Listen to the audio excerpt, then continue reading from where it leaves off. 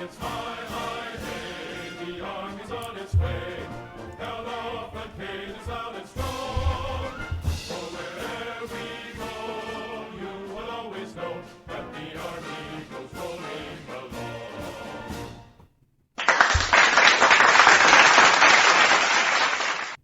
Hi, welcome to Pegasus Research Substack Week in Review Unscripted number 22 podcast.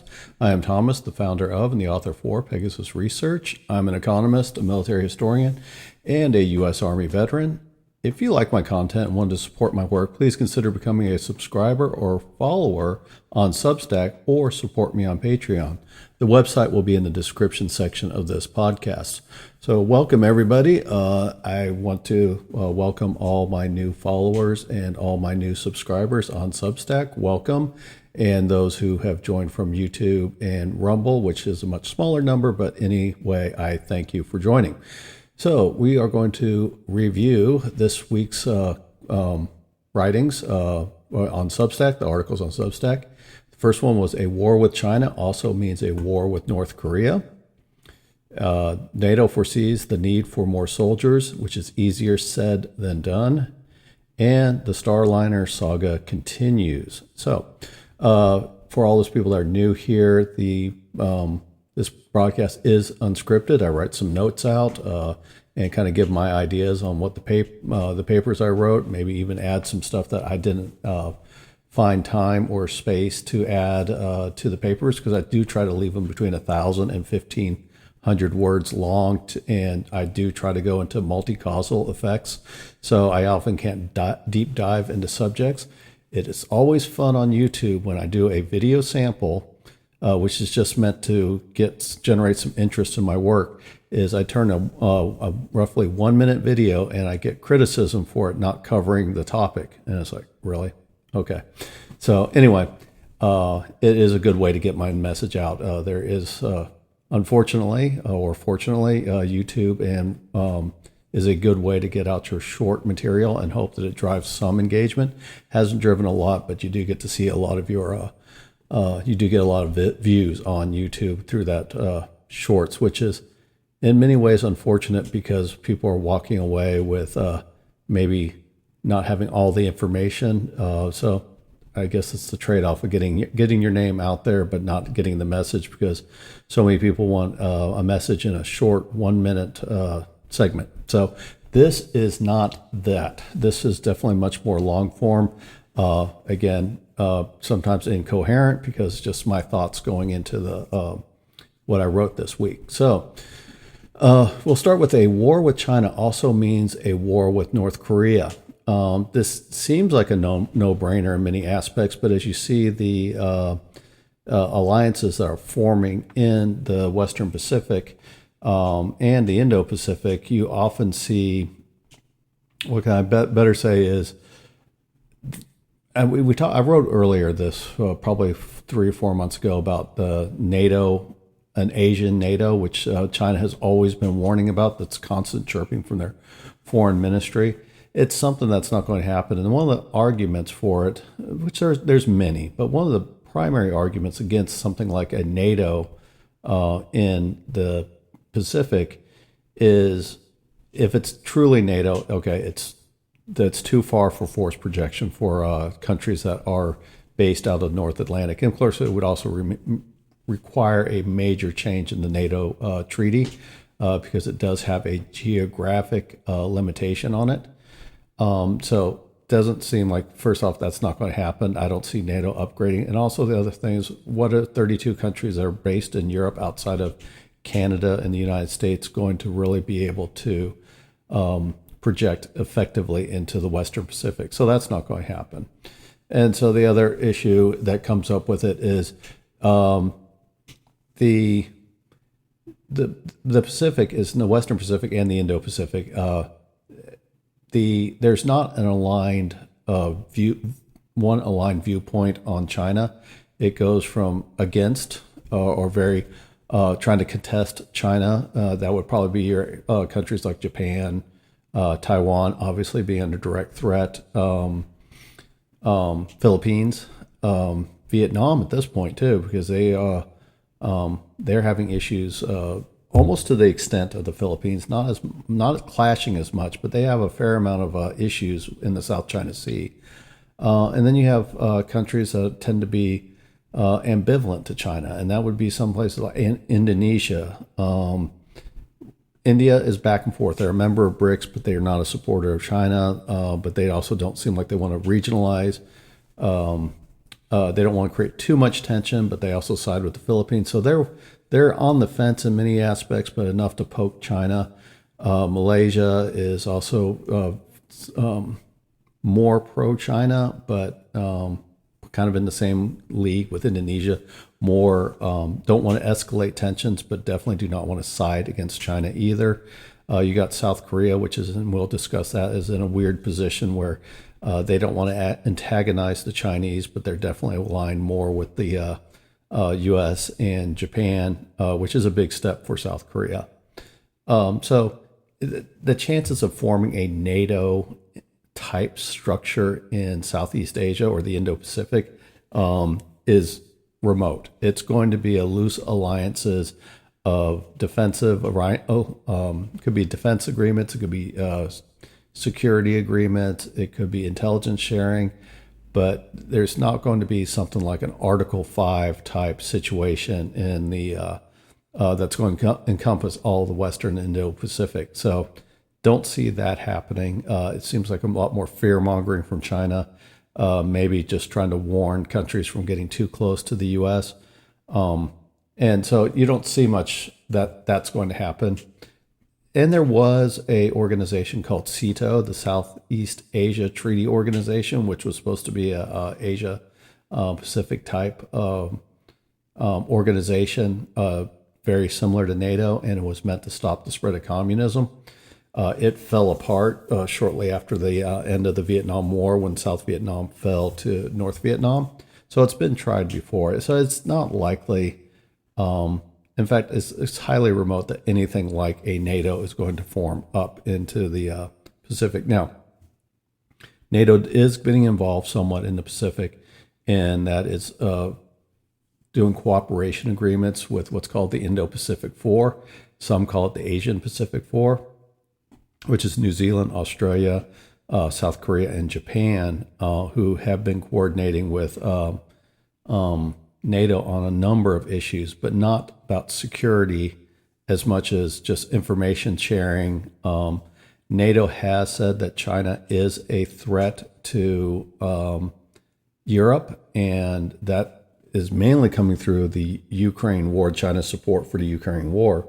So the NATO partnerships in the Pacific are less about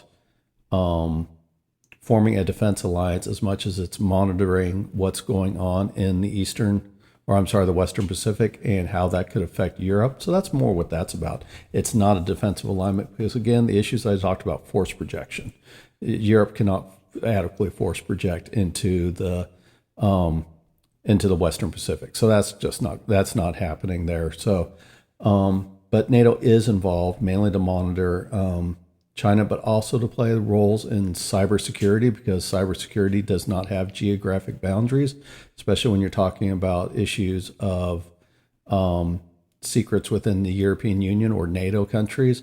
So there's coordination with the IP4 nations, which again are fairly advanced nations. So the other one is working in weapons industry or weapons production, technology production, and making sure that these countries in the Pacific, there's interoperability between NATO and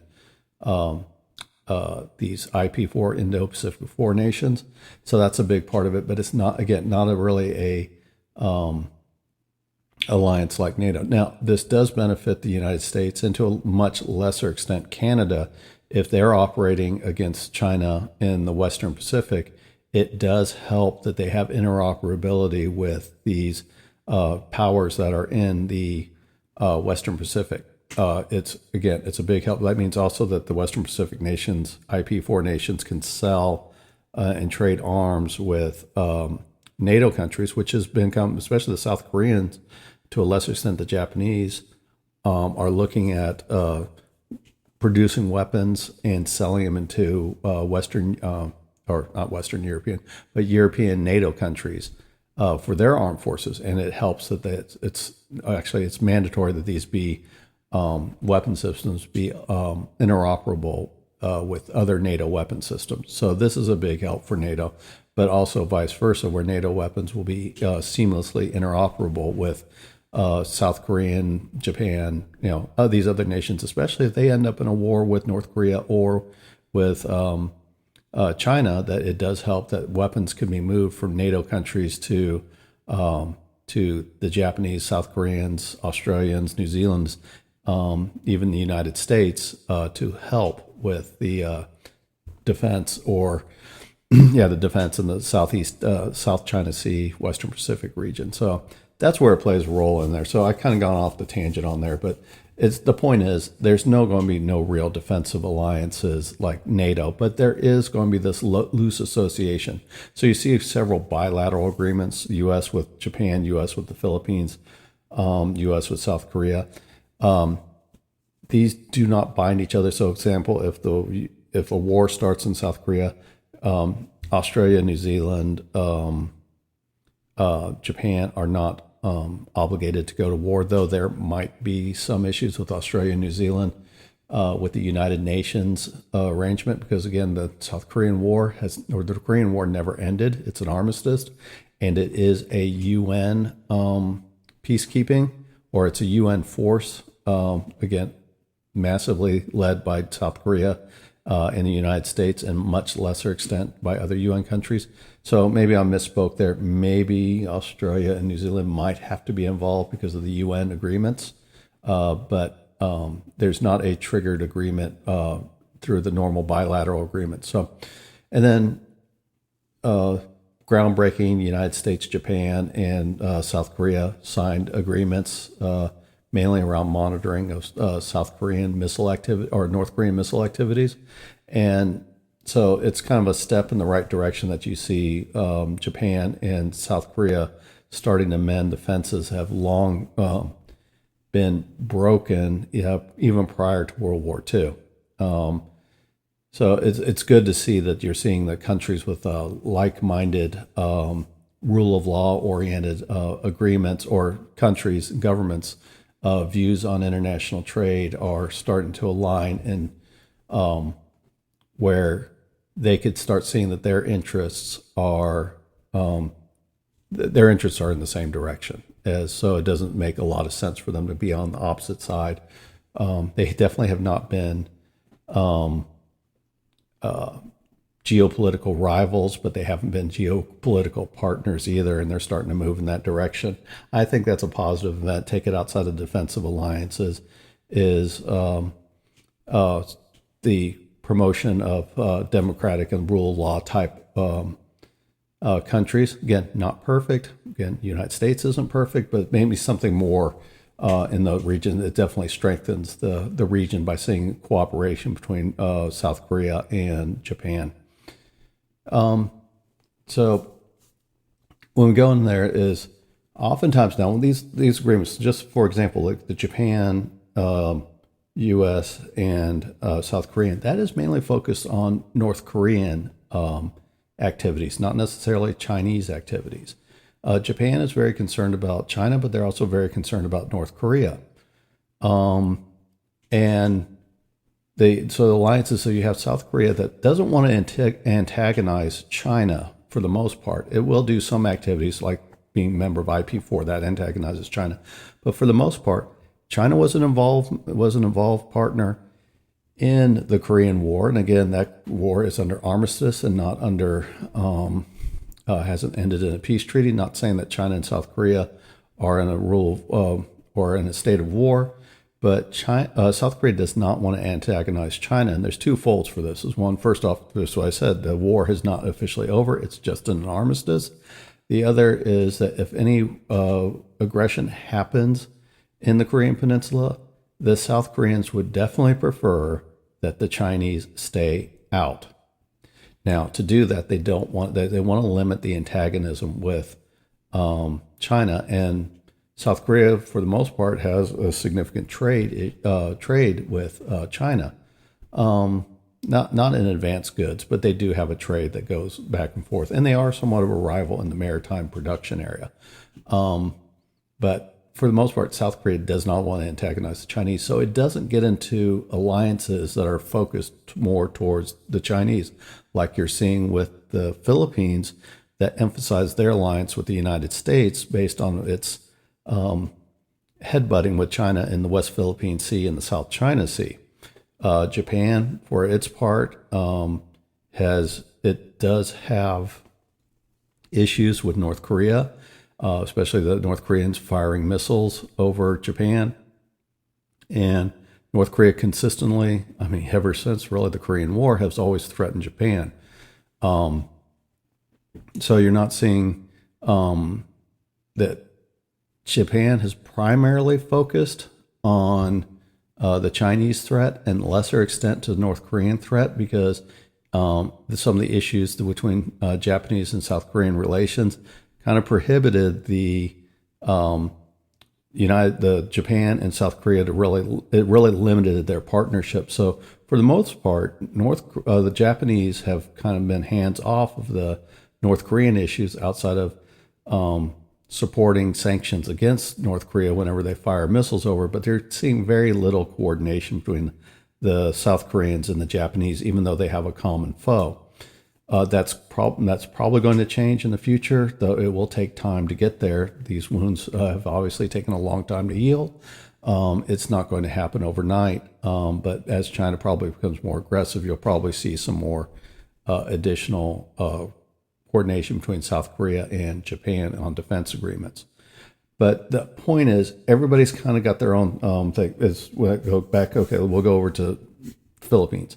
They have said that they've told the Chinese that they have no interest in the Taiwanese question, and they've told North Koreans they have no issues with the North Korean, South Korean issues. Their focus is only on their sovereignty within their exclusive economic zone. So when they sit there and rattle about their defense agreements with the United States, they are focused just towards China, ignoring the Taiwan question, ignoring the North Korean, South Korean question. So there's issues where all these alliances kind of focus on a common enemy, and very seldom do they cross over looking at China and North Korea as the common enemy. Now, this is a line of thinking that makes sense in one way, just kind of explain the geopolitical reality of it. But when you back out and you go to the 50,000 foot view, you start seeing that maybe this can create blinders and could cause issues with the defense alliances, how they react. Because if you don't look at the possibility of the North Korea-China threat as one, then you could be countries could be blinded by what happens if a war starts in the Western Pacific. So again, I made the point is that, miscalculations can lead to disastrous consequences, and question whether the U.S. foreign and military policy in the region is suitable to approach to counter the potential threats. Again, the United States has spent a lot of effort forming these loose alliances in the Pacific, the Western Pacific, to counter China. They've already had this pre-existing agreement with the South Koreans over the North Korean questions. So the focus is either you're focused on China or you're focused on North Korea.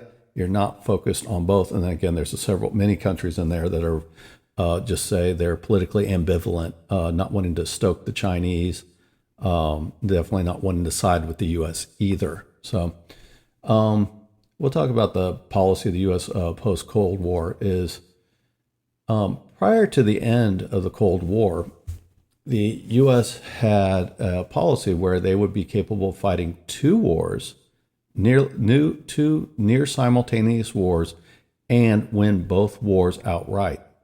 That was the idea. For example, we'll go back to the situation when we're talking about the Cold War. You're talking about the Warsaw Pact, fighting there in Central Europe, being able to fight that war, but keeping enough forces in place in the Pacific to fight the North Koreans if they decided to act up and take advantage of the situation. Also remember that the Soviet Union, just like Russia, is a multi continent country. It does have a common border with China, a common border with North Korea. It has disputed island disputed island issues with Japan. It is also a Pacific Ocean country. So the idea was that, hey, the U.S. had to maintain sufficient forces to fight both in the Pacific and Europe and win both wars. Now, the primary threat obviously was the Soviet Union and Europe, and then the idea of North Korea was probably considered the primary issue in Asia, especially for the air forces and the Army and the Marines as well. And again, the Soviet Union, if they got involved, that was probably going to be more of an Air Force and Navy type engagement. So the 1990-91 Gulf War, and I can speak from experience not being in the Gulf War, but being part of this two military strategy being in the Pacific, is this was where you saw the two simultaneous war doctrines being acted out. So Saudi Arabia was threatened by the Iraqi invasion of Kuwait. So Desert Shield started, eventually led to Desert Storm, of course. What was that? The force buildup, because at 1990-91, the Cold War was pretty much wound down. Not officially, the Soviet Union was still around, but it was the writing was on the wall, was really on the wall, and things had already been set in motion that could not be reversed. The Cold War, for all practical purposes, by the time the Gulf War started, was over. And probably the Gulf War could not have turned out the way it did. Not saying it would have turned into a loss or anything like that. It would not have been fought the way it was if there was still a threat in Central Europe, and there wasn't, because again, the Cold War was winding down. So many troops that were in the Europe and also in the United States that would normally be earmarked for Europe in case of a war with the Soviet Union, they were redirected to Saudi Arabia for Desert Shield to defend Saudi Arabia and to eventually free Kuwait and eject the Iraqis from Kuwait and to destroy enough of their armed forces that they couldn't threaten Kuwait again. So obviously we won't go into that. But for the most part, I talked about forces from Europe or forces in the United States earmarked for Europe, or what would be expected to be earmarked for Europe, went to the desert. Not all, but a large portion of them. The Pacific, for the most part, you would have maybe like an infantry division send over a battalion, an aviation battalion or something like that. But for the most part, you saw the Pacific forces staying in place. Obviously, there was some shifting of some naval units to the Gulf region. But again, for the most part, the Pacific forces that were there in place to keep the eye on the North Koreans, to a lesser extent, the Pacific forces of the Soviet Union, stayed in place with, again, North Korea being the biggest threat. The U.S. viewed it as that they had enough on this policy, fighting two near simultaneous wars at the same time of winning was still effectively in place. And so that's why you didn't see, for example, me in the Army, me being in the Army, only a quarter of the Army actually went to the Gulf. And that's because, again, there's still large portion of forces did stay in the United States. A large portion did stay in Europe, but you saw like a whole armored corps leave Europe and come to Saudi Arabia. So that was where the benefactor is. That's where you saw, for the most part, you experienced that the Pacific was largely untouched as far as moving of forces. Well, after the post-Cold War, obviously, the U.S., Soviet Union, which eventually disintegrated into many countries, with Russia being the biggest, obviously. Obviously, the Cold War was over. The need for large armed forces were no longer needed. China at that time was not considered a peer adversary of the U.S. It was building up, but had not reached anywhere close to the levels it was today. Again, you're talking about 1992. Time period. Cold War's over. China's not a significant threat outside of the continental power that it represented. Had a large army, so obviously it could threaten countries close to its border, but force projection was not within its capabilities. So China was kind of out of the question. So you didn't think about it. So when these demobilizations occurred, the U.S. foreign or defense policy changed from fighting two near simultaneous wars at the same time and winning to fighting two near simultaneous wars, winning one, holding on the defense on the other until the other war was won, and then the forces would be shifted to the defensive war to end that war as well. So again, that just the idea was the U.S. didn't want to maintain as much forces to fight two near simultaneous wars. And at the security environment just after the Cold War, it was probably, I would say that was the right decision to do, but it did change the capability makeup in the Pacific. So at some point, it obviously, as U.S. forces slightly drew down in the Pacific, but again, South Korea or North Korea was still a large threat in that area. Russia, much less so. China wasn't really a threat. You have drawdowns in the United States and in Europe, significant drawdowns in Europe as far as military forces go.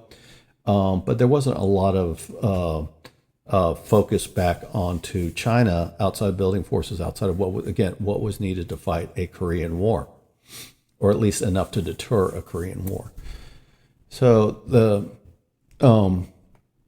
issue is that when China started rising as a military and an economic power, well, we'll say it rose as an economic power first, then a military power shortly thereafter, because the economic power is what allowed it to buy all those military goodies that they have today and continue to buy.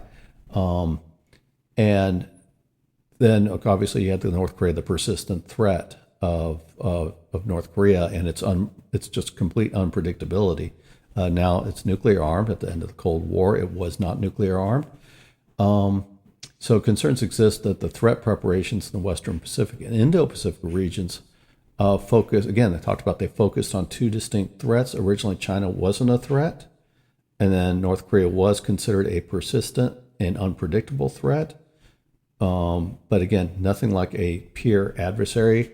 But it was a concern about what it did have a lot of missiles even prior to having nuclear weapons that it could attack Japan, Okinawa, South Korea, obviously, and U.S. forces. So it was considered a serious threat, but not a pure threat. So as China started becoming a threat, all the alliances in the Pacific region started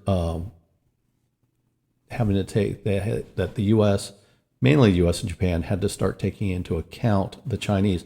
South Koreans, again, not wanting to antagonize the Chinese, did not really focus them on as a threat. Maybe they talked about it in back rooms, but for the most part, publicly, they did not view China's buildup of military forces as a threat to them. Again, they did not want to antagonize the Chinese with the North Korean threat upon their border. The other thing that happened geopolitically, and I didn't put this in the paper, is you always had the War on Terror. After the 9/11/2001 attack in New York, the War on Terror started, which led to the war in Afghanistan, the war in Iraq, little miniature activities all across the region. You could say Somalia, parts of Africa, other parts of the Middle East, Yemen, for example. So obviously it became a much more active area. That again took away U.S. focus from the Pacific to more fighting the War on Terror. Well, again, the War on Terror for the most part has wound down. We still have activities in there. The Houthi rebels have basically strangled the Red Sea. So you have that issue. Of course, the Iranians, you got the war in Gaza, on all that going on.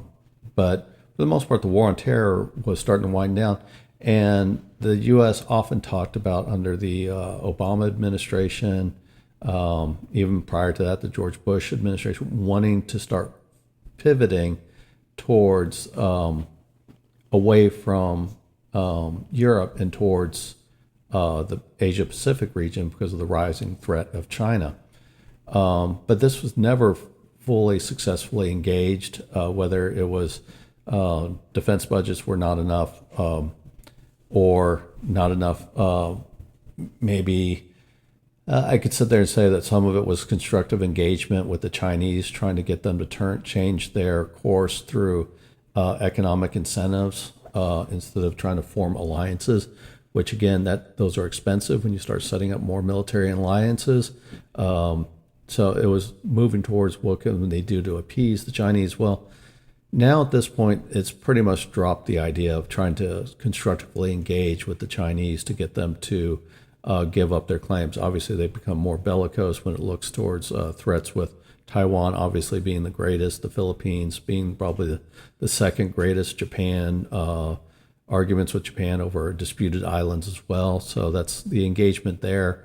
And obviously, Chinese have made a lot of overtures to countries in the region about bringing outside powers, the United States and NATO, into the region. So there's a lot of clashes of ideology in the area. So the U.S. had to start at this point. They had to start forming alliances where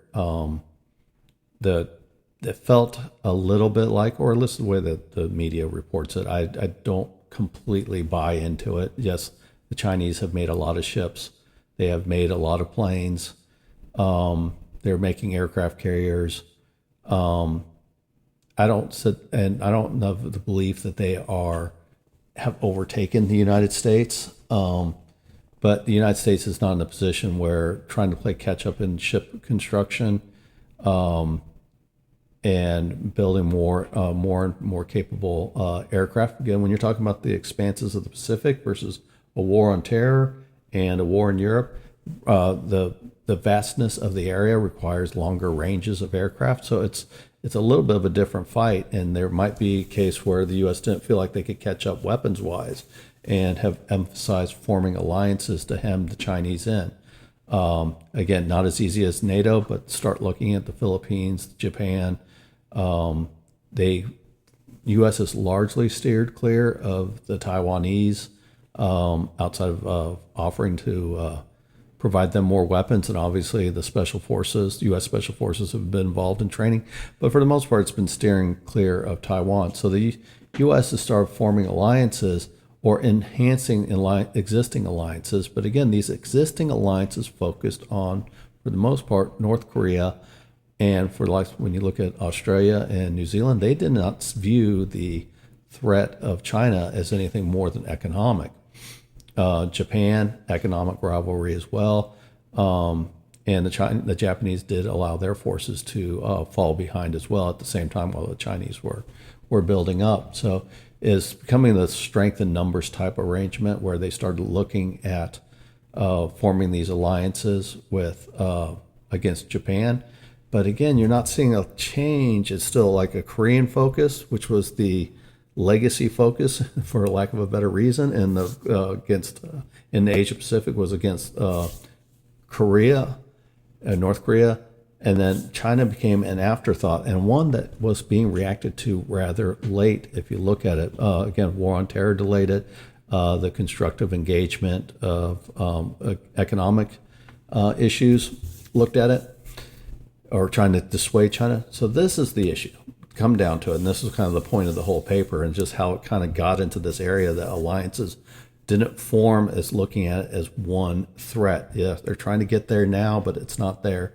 They didn't look at it as one threat because North Koreans. Because look, if China invades, we'll say the most likely outcome is invades Taiwan.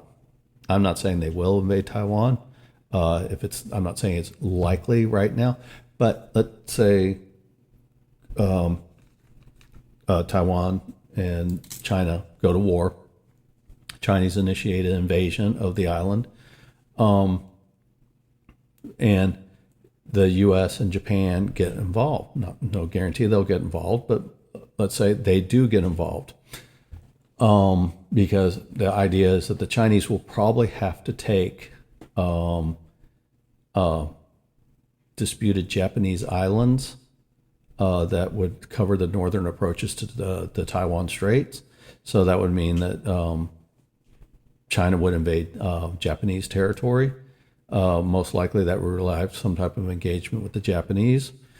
So as this war gets, as the Chinese get deeper into Taiwan, and the idea is that maybe Taiwan is going to be the final deciding factor of who becomes the dominant power in the Western Pacific. So it becomes the focal point of power. If it becomes a do or die situation for China, North Korea knows that its security is dependent on a strong and vibrant China.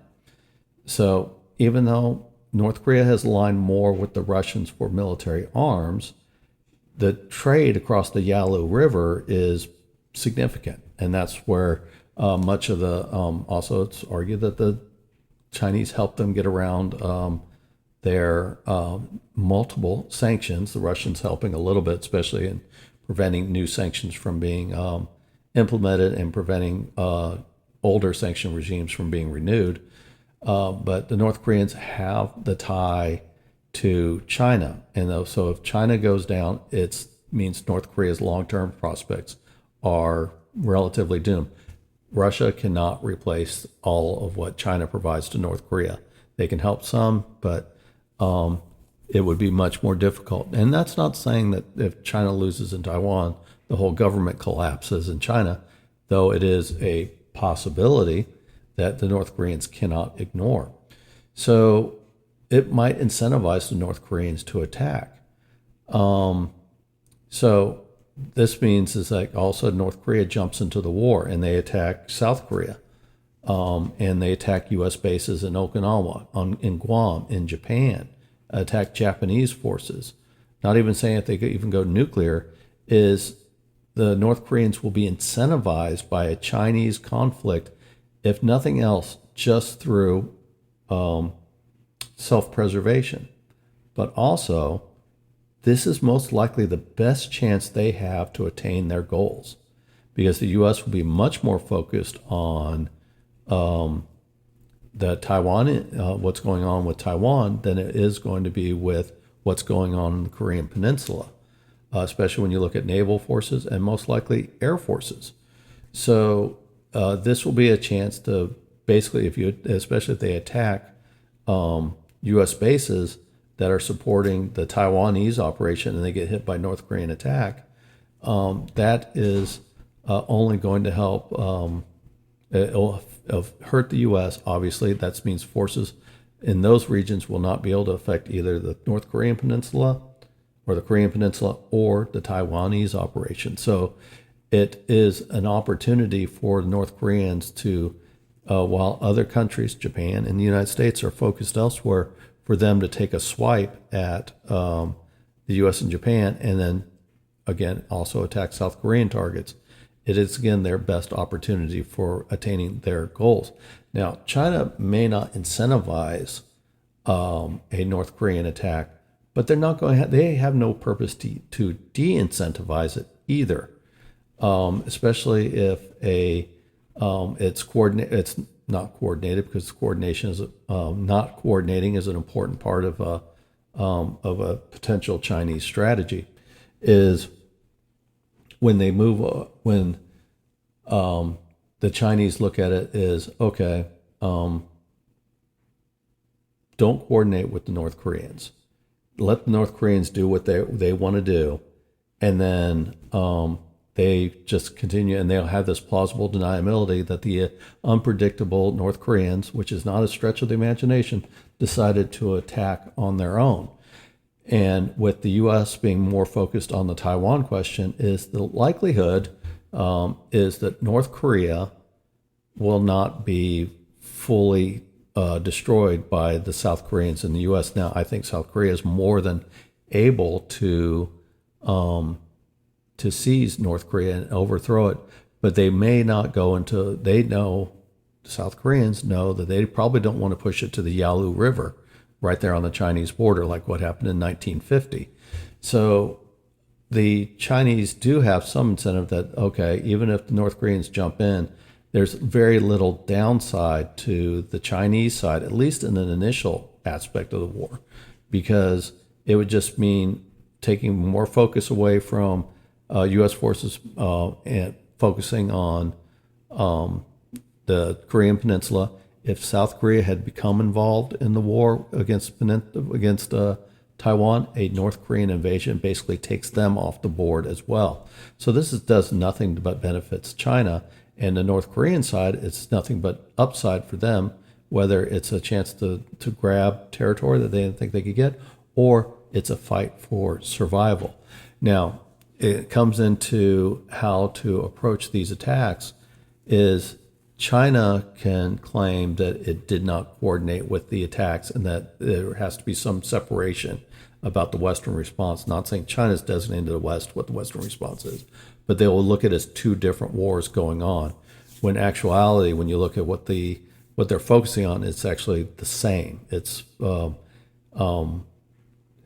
same in not so much territory, but I like Victor Davis Hanson like to call it the battle of annihilation. It's the forces that this is the time when all the forces are committed to one area, and it's the all or nothing, do or die confrontation to settle the question in the Western Pacific. And from the North Koreans' perspective, this is where they could settle the question on the Korean Peninsula as well. Not saying they would win in that, not saying China would win in that, not saying the United States and their allies would win in that. So not looking into that perspective, but the idea is there's an incentive for North Korea to join in any action with China that China takes, not to support the Chinese, but to take advantage of distraction of its common enemy. China and North Korea have a common enemy in Japan and the United States. And again, the South Koreans being probably one of the more powerful countries in there, it's mainly been focused on North Korea.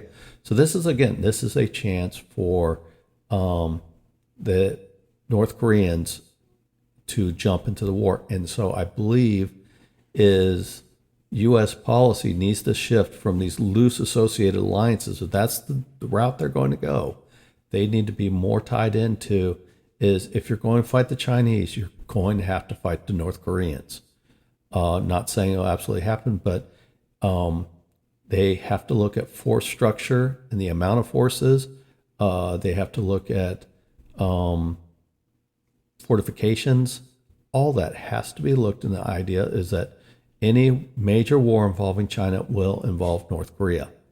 Because again, North Korea will be incentivized to bring them in, and China will be incentivized not to, it's going to sound weird, China will be incentivized not to de-incentivize the North Koreans from getting involved, because it only helps their cause as well. So I don't see China and North Korea necessarily being coordinating, but I don't, because especially that would probably put more emphasis on creating a bigger alliance system in the Western Pacific that China absolutely is against. But I think it's just one of those cases where they have to look at is that their two, China's and North Korea's interests are intertwined. And these alliances led by the United States, Japan, South Korea have to look at it as being one threat, because there's nothing but incentive on the Chinese North Korean side to make a major war starting, which I'm thinking like a major war. I'm thinking we'll just start off the obvious one that comes, a war in Taiwan, an invasion in the Taiwan Straits. That would bring about a large war that could create that again, as Victor Davis Hanson likes to say, the war of annihilation.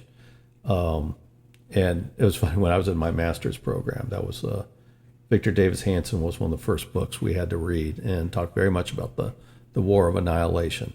It made a lot of sense, but yeah, if everybody's focused in there, settle the question at one time. And China and North Korea would be incentivized if they decide to go to war in Taiwan. China decides to go to war in Taiwan, it will incentivize the North Koreans to basically settle the whole ball of wax there.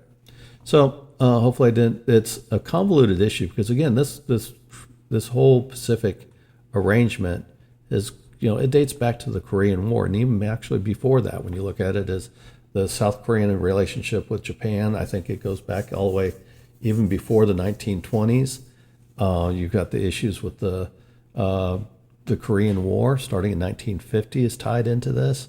You've got U.S. policy that, they wanted to that two wars at the same time. When they stopped doing that, they did want to put focus on Asia, but the war on terror delayed it. And so it just became a very difficult situation for the way it convoluted out, and then where foreign policy and economic policy tried to offset what a lot of what was going on in the Asia and delayed U.S. Buildup of alliances.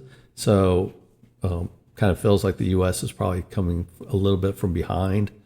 And part of that is, this last thing is China doesn't have to fight a worldwide war. It just has to fight a regional war in the Western Pacific. The U.S. Navy is going to still have involvements all around the world. And so it cannot bring its full strength to bear. It's still required to help keep oil flowing out of the Persian Gulf, opening up to keep the North Atlantic trade lines open, keep the Russians at bay if they decide to involve in a naval war. So the U.S. Navy still has international commitments. And the Chinese do not have to worry about that at all. So the Chinese Navy, which has more ships, but I would say is weaker when you look at tonnage, is significantly less than the United States.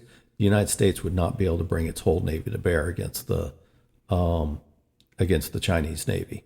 So, the People's Liberation Army Navy. So that's just another part of a kind of an afterthought in that. So hopefully not more to come, but I'm sure I'll write more about the Taiwan and the Western Pacific challenges. Obviously, I'll write more about the Philippine, Chinese challenges and then what that does in the South China Sea, the formations of alliances. So I'm sure I'll write more about it, probably not specifically along this lines, but just if you had to walk away from it, is a major war with China will most likely involve the North Koreans, because North Koreans will be incentivized to be involved in it for, again, two reasons, which were self-preservation and a chance to achieve all its long-term strategic objectives. And the other one is China's is incentivized not to de-incentivize a North Korean involvement in such a war. So, all right, so we will go to the next paper. All right, so next paper is NATO foresees the need for more soldiers, easier said than done. So, like all things going on in Europe, obviously the war in Ukraine, the current one, started in February 2022. Obviously, so much of what involves NATO involves the questions of the war in Ukraine. So this started in 2014 when the Russians seized Crimea and started the promotions of stirring the rebellion, an already existing rebellion, stirring it up more in the Donbass region, which is in the Ukraine side along the Russian border. NATO agreed at that point that 2% of the GDP would be spent for defense. In this year, at the NATO summit in Washington, D.C. in July, 23 out of 32 nations had met their defense spending goals, which is not good. That, I've made the comment is 72% participation in the 2% goal when 100% of the nations agreed to it 10 years ago. Not a reason for celebration, but 23 is definitely the most countries that have ever met that commitment, and it does indicate a sharp increase in European defense spending. Of course, part of it is Finland and Sweden's defense budgets are now added into that as well. They are both at the 2% goal, so they immediately contributed. I think as part of their NATO membership, they had to get to 2% to even get admitted into NATO. So they couldn't be like the legacy NATO countries and just ignore the 2% goal. But even with this, and even the countries that are still below 2% have been increasing their output. So it's not like if you're a particular country, I'm not going to name any one of them, but let's say they were still below 2%. Let's say they might have gone from 1.2 to 1.4. So it's not like they didn't start spending more. So there is a sharp increase in European defense spending. So now there's all the issues of productions and lag times in productions and all that. I won't go into that. I've written about that before, mainly when I talked about the artillery shell production war in between the European Union, United States, and Russia. So go check that one out too. So we're going to go into less into production because, again, I'm an economist, land, labor, and capital. So we're going to focus on the labor and, to a lesser extent, the capital issues of recruitment. So the challenges lie that outside of just the economic production and the military complexes that were left to decay for decades after the Cold War, the challenges of trying to ramp up spending because throwing too many dollars at a industry that has been long neglected, they can't just immediately turn on and start producing again. So that's a whole different issue. But the other one is that NATO has to look at increasing, and I'm not saying they have to, they have decided that they're going to increase the number of soldiers they need to improve their combat readiness in case there is a general war with Russia, or if nothing else, if they want to firmly deter Russia from going any further after the Ukraine war. I'm not saying that they are or they're not, but the idea of deterrence is you obviously have to have a force capable of deterring enemies. So European countries, European NATO countries are looking at increasing the size of their armed forces, also getting more weapons, of course, but they need people. So NATO has said that they're planning that a war with Russia will require 800,000 NATO soldiers to transfer in a relatively short period of time from the current bases stretching all the way from the west coast of Canada and the United States all the way to frontier countries of the Latvia, Lithuania, Estonia, Poland, Romania, I guess you could say maybe Turkey, and then Finland's got the biggest border with Russia. So obviously trying to rush more and more soldiers into those regions. So that NATO's initial plan in a relatively short period of time is they want to be able to transfer 800,000 soldiers from all various NATO countries from their current locations to the east. They also, for readiness purposes and to be able to meet this commitment while not, let's say, just denuding their current forces inside their countries, because obviously the 800,000 may only be a start. If it becomes a longer-term war, you've got to start filtering more. So you got to start bringing up maybe your second-line divisions. You've got to start bringing them up to strength to start filling in for either replacements or be able to expand into a war, hopefully. Again, not to come, but just, again, deterrence. So to be able to meet that, NATO is looking that they need to add between 31 and 50 new combat brigades. Now, they don't say what ratios. Are these going to be infantry brigades? Are they going to be armored infantry brigades, armored brigades? Are they going to be Marine? They don't say. They just designate that they probably need up to 50 new combat brigades. So that obviously means is they need more people. So 10 of 32 NATO countries have some form of conscription to fill out their ranks. So they obviously don't have to think about recruiting.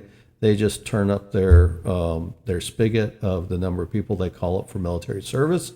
Obviously, it probably has some impact on morale inside those countries. And again, elections could change the mind of many of these countries. But of the 10 of 32, they need more men. If they can't recruit them as volunteers, they just increase their draft call-ups.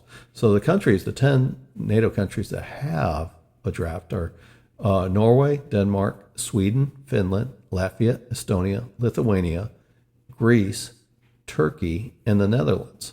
Now, the Netherlands has a draft where they recall notices, but apparently they have a system since 1997 is that there's no requirement to report to the draft.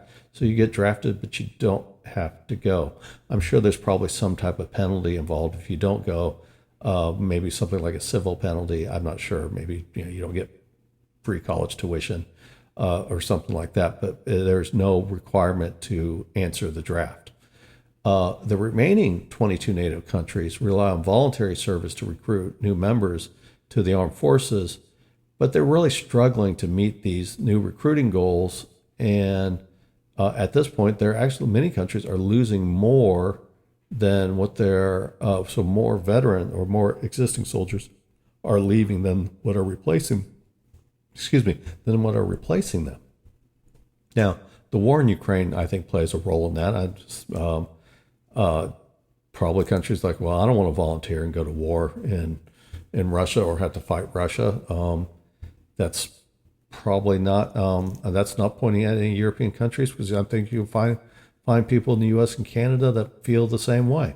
Not saying that feeling's right either, but I'm not saying this is just a particular European question. Is when the war is going on, the threat of war is going, especially if there's not a real bold feeling of nationalism, and I would say that's kind of lacking in much of Europe and Canada, and to a lesser extent the United States, is there's less focus of young people having an interest in military service. So even with a potential threat of against Russia, you're probably seeing some type of a push down on people wanting to recruit. It's one thing to volunteer in peacetime to get free college tuition versus volunteering and knowing that there's a high chance you can end up fighting the Russians.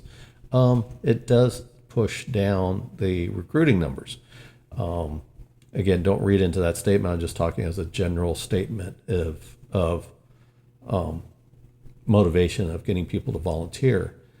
So there's several factors that kind of contribute to this issue. And there's a professor in, I think it's Warwick University in the UK, named Professor Vincenzo Bove. I don't know if it's Bove or Bove, but I'm going to say Bove. He's talked about that there's several challenges in trying to recruit volunteers. And so he's saying changing values. Then he also talks about low pay, demographic challenges, and then I talked a little bit about the technological advances that are to come. So one obviously issue is, first issue is obviously changing values. Now, this is one of those cases where, again, I talked about nationalism. If there's not a real national pride issue, you're probably not going to think too much about, especially if you're a young person with their whole life ahead of you, is do you really want to serve in the military when you haven't been I don't want to say indoctrinated, because that just sounds like Clockwork Orange type stuff. It's where people are not trained to have pride in their country or the position of the country, or even looking at reasons to fight. Now, in the Cold War in the United States, and also you'd say so in Europe, even though they had probably more draft militaries back then as well, and the U.S. was, partially drafted. Actually, I think probably it's fair to say that most of the Cold War, the U.S. was a conscripted military, combination of both conscription and volunteers. After Vietnam became an all-volunteer force, so there had to be a reason to make people want to volunteer. So there was a sense of nationalism. Europeans say, well, why are Americans so patriotic? Well, part of it is it's kind of been part of schooling in the U.S. and it's been kind of a cultural norm in there, in the U.S. So it makes people have pride in their country. So it does create nationalistic feelings that this is something worth defending. Now, also, you go into the U.S. and to just as much of an extent in Europe, is there was during the Cold War, there was an existential threat. It could be nuclear annihilation. Large Soviet forces were sitting in Central Europe. They had over 25,000 nuclear warheads ready to go. Obviously, the U.S. had just as many, and to a lesser extent, UK and France had nuclear weapons facing in the same direction. But there was an existential threat, a us versus them mentality. And the Cold War, and some of the ridiculousness of it, it was trying to convince people of the rightness of their cause. You listen to Radio Moscow and Voice of America and all these other shortwave broadcasts just trying to convince each other's population of the rightness of their cause or the wrongness of their country's cause. It was just it extended well beyond armed forces. So the idea was that there had to be an education factor, the teaching people that this is something worth defending. And the only reason it really made sense at the time was having that existential threat. Well, that existential threat is gone. And many of the excesses of the Cold War are, when you look at it in the long term, it is absolutely ridiculous, some of the things that went on during the Cold War. And it's like, what purpose did this serve? But it was the purpose. Well, a lot of that's gone. And so there's been a certain level of cynicism added to people, young people. Also, again, lack of a threat to provide focus. And this is no knock on, young people, a generation issue. It's just they raised in a different environment than what many people prior to them were raised in, and it did have an effect. So there's just not that there's societal factors have changed. Also, when you look at it, like one of the big advances of the internet is the improvement in communication. It's easy to go see the news of what's going on in Russia or Finland or Poland or anywhere else in the country. You can see, or anywhere else in the world. Yes, there is propaganda still out there, but it's easy to get information to go back and validate. Also, it's easier for people to have friends or have contacts in foreign countries that were not available before. You go out there and just play a game on your phone, and you'll see all types of people from different nations. That did not exist before. So it's just a different cultural issue that has occurred through the advancement of technology, and again, a lack of an existential threat, which again is possible. Good, because I would not want another existential threat. So the only way you can really change those values is to have one, like a big changing factor that shocks the culture so much that it changes people's minds. That would be like a 9/11, a Pearl Harbor. I'm talking from the U.S. perspective. I imagine probably from the Russian perspective, were some of those attacks from I think Chechen rebels against schoolhouses in Russia, stuff like that. Something that just shakes the core so much that it shakes people out of their current view of the world, forces a change in their value, usually for the worst, because it's never, there's usually not a good event that forces that makes people act. So outside of those, there's nothing really that changing value cannot be changed. And you can't rely on some type of an event like a 9/11 occurring that's going to shake people out, because again, you can't predict when those are going to happen. And you're talking about military planning when they're talking, hey, we have to have 800,000 soldiers and 31 to 50 new combat brigades. You cannot rely on something to change those cultural factors, relying on some type of mass event or something that shocks the conscience so much that it changes your recruiting fortunes. So that's just something that they're going to have to address, and it's a tough thing to do. The other part of it that kind of goes into that changing values is technology. Again, addition of capital equipment is people are not as physically active as they were. Again, not a knock on people. It's just instead of going to a factory and building a car like the old days where it was actual hard physical manual work, maybe at this point it's less so. A lot more robotics involved, so you don't have to be your work doesn't involve having physical hard labor as it used to be. Activities have been somewhat offset by the advances in communication technology. So there's all these other things that kind of go in there have led to a more sedentary lifestyle. So that causes some issues, and that means that there's less people that are eligible for military service for the unfortunate reason that they are not physically fit and able to do so. That's not a major issue. but it is an issue. It's something that can certainly be overcome. If you have somebody that's slightly overweight and has a desire to serve, you can help that person without necessarily lowering standards, but you're going to have to increase training time for that person, and that costs more money. And you already talked about they're struggling to make the 2% goal, so you're talking about spending more money. So do you want to spend more money on your defense budgets to bring people up to standards? Do you want to spend less money on the hardware of military ammunition or something like that to train people up? Okay, that could work, but at what point do you not have enough equipment to arm out that new soldier you spent all that extra money to train on?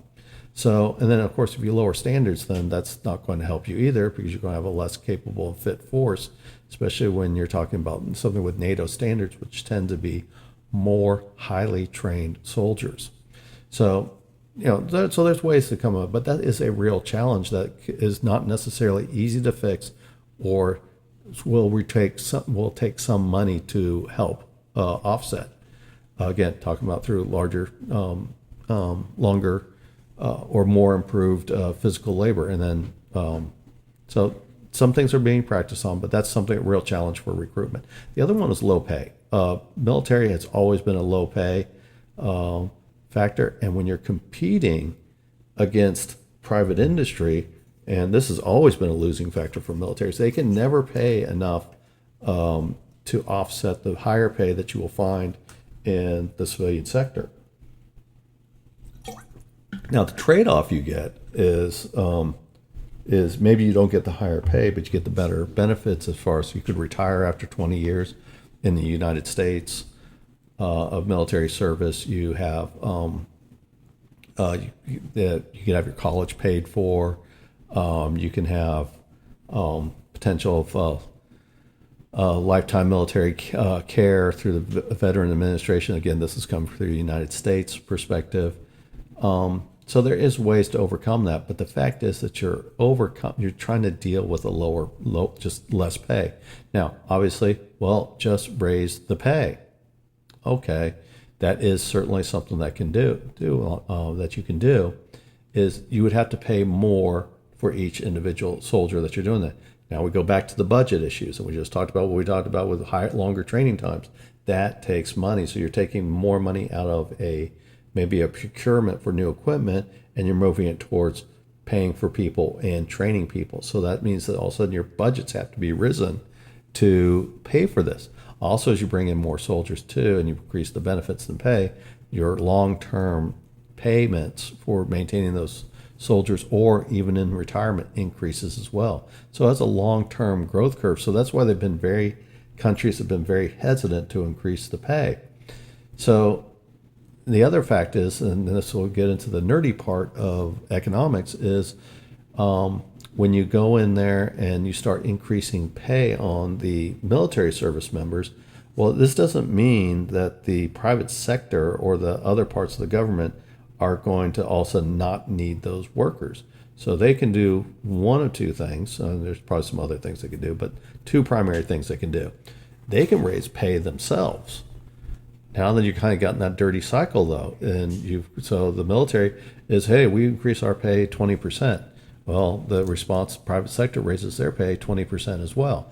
And then the relative payment structure has not occurred yet, or you've not got the benefit of increasing your pay in the military, because the private sector responds in kind. All you've done so far is you've created wage inflation, because you've just pushed up the labor wage up as both sides compete for the same number of workers. I say workers, but population that's eligible for either work or military service. So you basically just have pushed that number. And now if you're a conscripted military, you're going to be less likely to be able to hold people that maybe have decided, I was drafted, but I want to stay. I like what I do. I want to stay. Is if you've increased the pay outside of the private sector, you're incentivizing your veteran military members to leave as well. So you created a possible de-incentivizing factor of pulling people. You de-incentivized keeping people inside the military because of higher wages in the private sector. So you've kind of hurt yourself there as well, and you've created wage inflation. The other factor as well, what you could do is you could bring in more immigration, bring in more people, increase the amount of the population, more people. Okay, well, we're going to talk at the macro, at the high level about labor. We're not going to talk in labor specialization. But generally, as you bring in more people into a country, the labor rates for that country drop. So that also opens up so that, yeah, you can increase the pay of your military members, but then you can also add more workers for the private sector and government to hire through immigration. So that's a way to meet that as well. Or you could do it vice versa, and you can go full French Foreign Legion or something like it, where you just add, you bring in immigrants into your military to offset the issues with being able to recruit enough, and you can do so without increasing your pay and not impacting the labor wage rates or labor inflation in the private sector and the non-military government sector. Now, the trade-off to that is obviously if you do go through immigration is you first off you got values issues, or you're bringing people in that if you bring them into your government, whether as non-military members, do they have language capabilities? Are they coming from someplace that understands, let's say, well, let's just call them for nothing else, Western values? Are you going to be able to bring somebody in from Somalia? That's probably a bad example. What would be a good Cuba, and bring them in to work for your government? Not saying anything about Cubans' intelligence, but first off is you have a language barrier, Spanish speakers, and we have a lot of Spanish speakers, so probably could overcome that in a relative short period of time. But the other part is the communist country. Do they have the same values to have them work in your government? If you put them in the private sector, you've got the same issues that you've got to be able to align that government is going to allow those new workers to work. Now, obviously in the United States and Europe, we have issues with immigration. I am not promoting this as a factor. It's just looking from the pure economic point of view of how you could increase pay in the military without causing wage inflation. So that's what this conversation, I'm not promoting this one way or another. Also, the other thing is, going back to Victor Davis Hanson, I believe in one of his books, he talked about the Roman legions. They started bringing in non-Romans into their units, especially their frontier units, and they traded off the abilities of their forward Roman legions, or their forward deployed Roman legions, so they became less capable, mainly for several factors. It goes into changing values. Does these people that you bring in, are they going to have the same values? Are they going to have the same desire to protect that home country that a native-born person is? And I know we can get into the argument of nativism, but that's just legitimate questions. If you bring in somebody from, I don't know, let's just say, let's go to the just absolute ridiculous, is that the U.S. starts bringing in North Koreans. For somehow they found some way to bring in North Korean workers. Can you really put them in the United States military to fill out the ranks and expect them to fight and have the same values and the same interests in protecting the United States? No. And replace any country in that in there, and you'll see, even though nationalism is less emphasized in today's world, especially when you compare it to World War I. So it doesn't really seem like immigration is the answer to recruiting, or even the answer to prevent labor inflation. And so the other part of it is demographic changes, and this plays into labor too. Is people just aren't having as many kids, especially when you look in the Western world. They're just not having as many kids. China is the same way. I wrote about that. It's about China. It's going to basically a demographic time bomb. Read about that one and go look it up in Substack, under my Substack. Interesting read that you'd never expected of China and what it might change the desperation of the Communist Party. But anyway, demographic changes. So that goes into two things: is that the people are not having as many kids, so that's going to put increased pressure on wage rates. So if your kids, people are having less kids, and let's say they're even below replacement rate, so you're dropping, your population drops.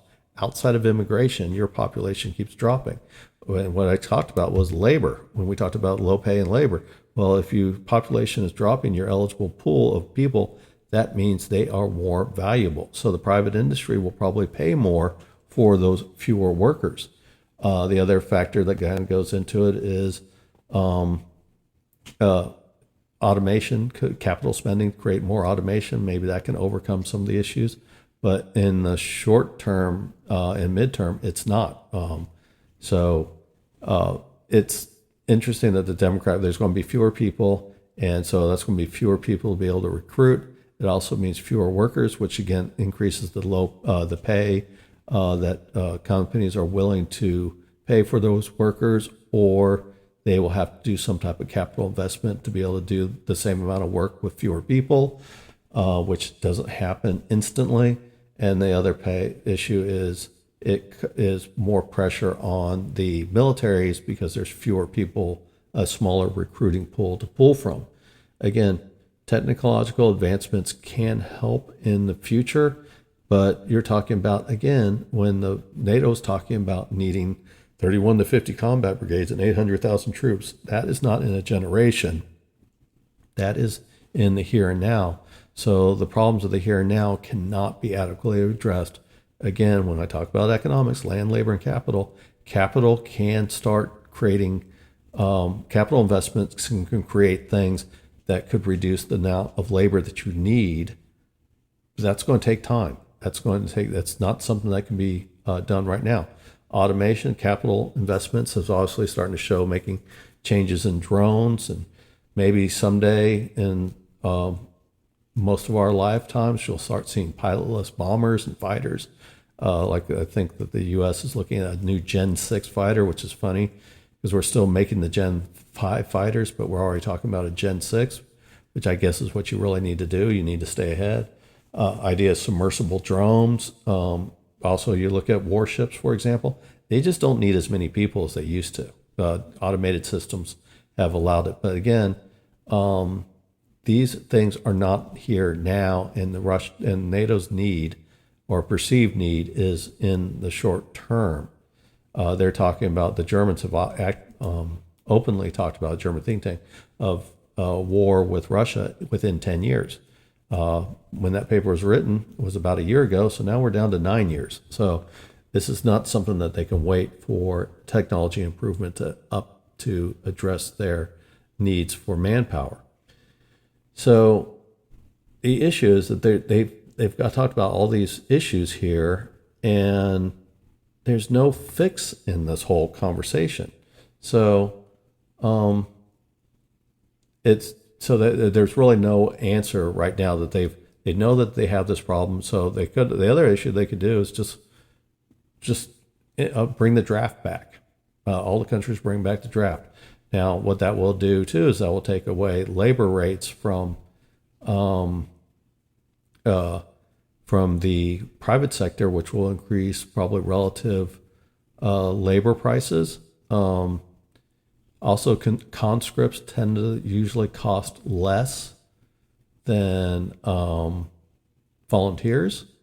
So that's kind of an issue there. Is the other issues that they could do in here, as I talked briefly about this, is, okay, if you don't want to go to, well, actually it could fall into a draft too, is you could just lower your recruiting standards.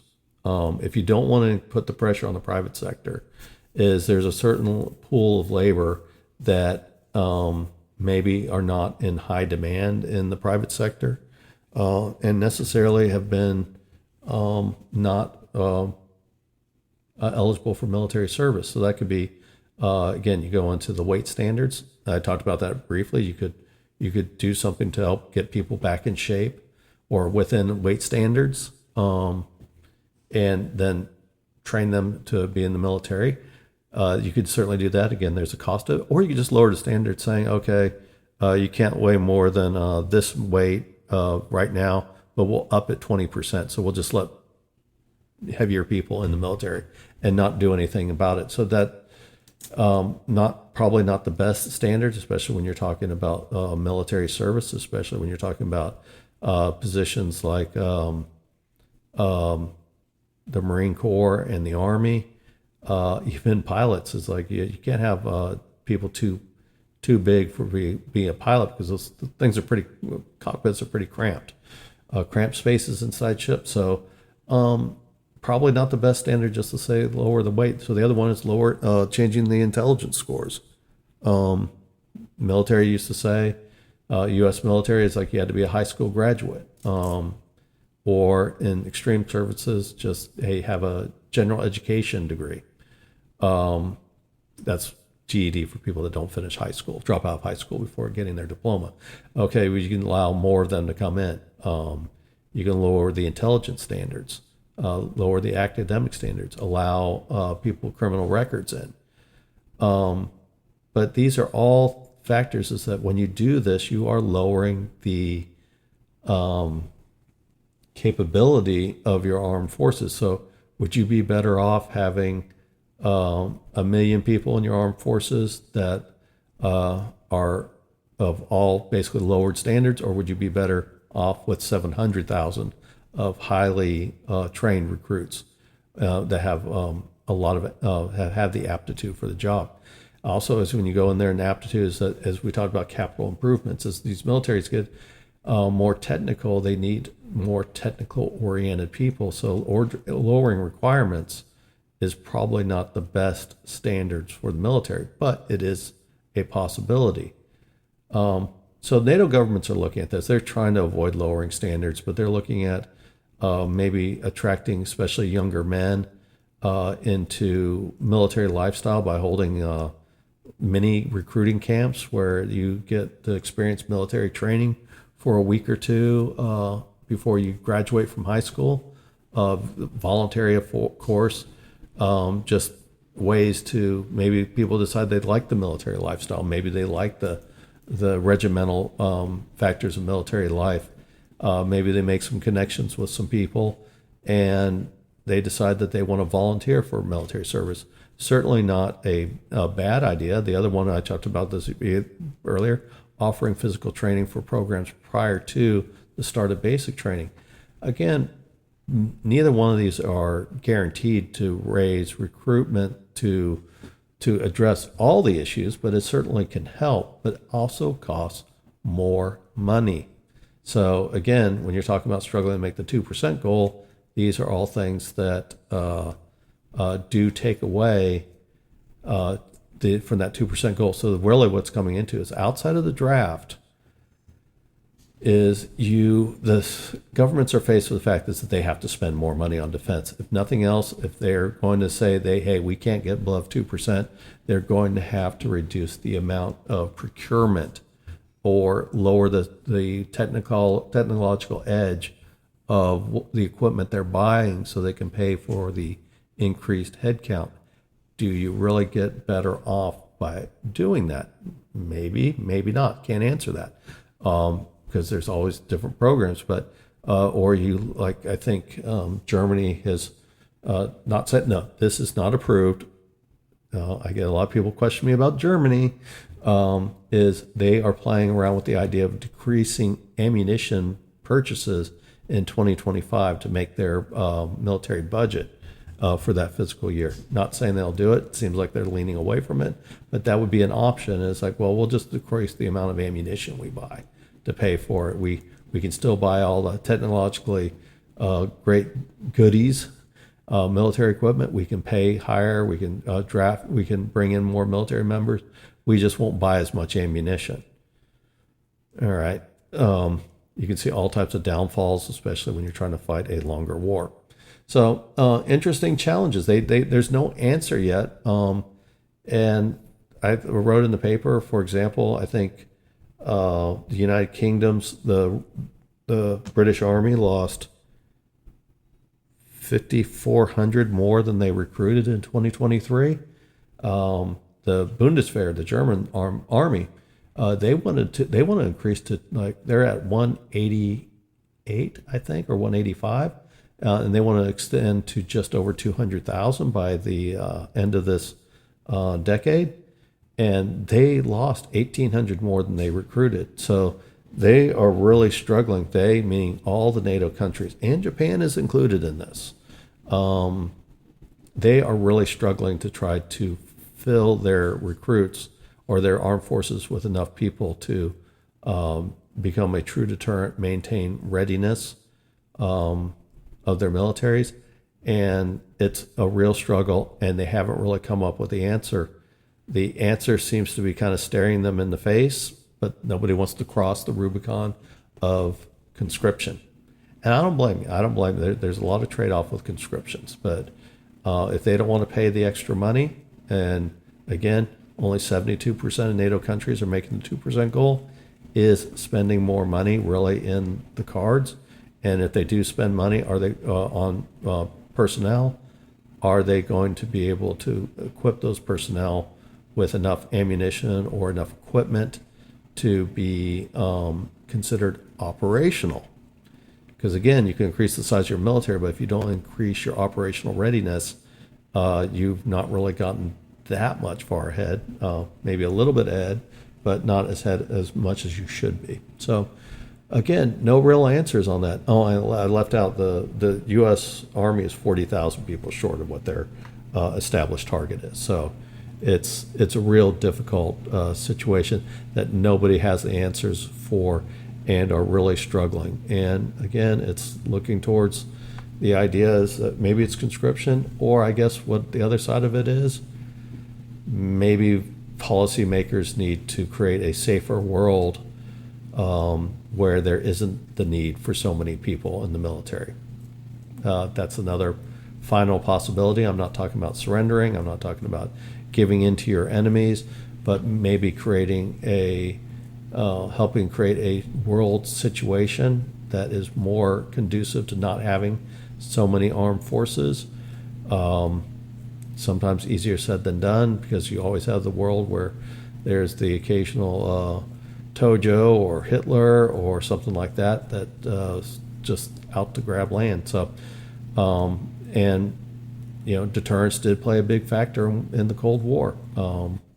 So sometimes maybe you can't get away with from not spending on your military, but maybe that's another possibility to look into. Is that is there something that economic and foreign policy can do to improve security, long-term security, that you don't need these armed forces. So more to come on that. I'm sure nobody really has the answer. So, all right. So this will be a short one talking about the Starliner saga continues. I was not going to write about this one again, but I did get a request to follow up because they did like the conversation, I guess, moving away from warfare and economics to space. So, obviously, Starliner did not come home. The original Starliner post I wrote is that they had to make a decision by Wednesday of this week to decide if they're going to bring Starliner home or not. Even prior to the Wednesday, they had pretty much decided, meaning NASA has decided, that they would leave Starliner in orbit, docked at the International Space Station. Now, just a kind of quick rundown is Boeing Starliner has two NASA astronauts, Butch Wilmore and Sunita Williams, two very experienced astronauts. They docked at the International Space Station on June 5th, 2024, aboard the maiden crewed flight, meaning which was called crewed flight test of the Boeing Starliner, which has obviously had many, many, many issues, and it's been another black eye in all the issues that Boeing has had to deal with, both in space and on the ground with their aircraft. So this time around, again, you can read my paper from last week about the Starliner saga, is it was unable to return to Earth. It was supposed to be an 8 to 10 day mission. They are still up there. They're over 70 days now in orbit. They're unable to return. They have a helium leak, and they have overheating thrusters that shut down at the point of rendezvous prior to docking. So the difference between rendezvous and docking. Rendezvous is just getting there. So the idea is that you could launch a ship, and if you could get there and you're together in space on the same orbital plane together, not necessarily have to be visual, but I think the idea is you have to be able to spot each other and be able to operate within each other's range. That's rendezvous. Docking was when you actually connect the two ships together. So that's the difference between rendezvous and docking. So at the rendezvous phase, prior to docking, they started and moving towards docking was they lost thrusters. Starliner lost the use of thrusters where they auto shut down due to overheating. That was during the autonomous phase. Wilmore and Williams were able to take over manual control of Starliner and were able to successfully dock with the International Space Station. Now, the Starliner, again, is still up there. It's been, the questions have come up about reliability and acceptable risk of return. So when you look at the Starliner, what you're looking at is because of the thrusters issues, is they've decided, NASA and Boeing together has decided that they would take time to test what these issues were, what was causing the issue. So that's why they didn't really have a rush to get home. Starliner was, and this is one of my points, is NASA was in a position where they didn't have to rush the astronauts home. They could take time to find out what happened to Starliner, and if they rushed home, they would lose a lot of their ability to research what happened, meaning both Boeing and NASA. So NASA was not in a position, because they had several options available to them that they had not had before in the past. Is first off, they were at the International Space Station.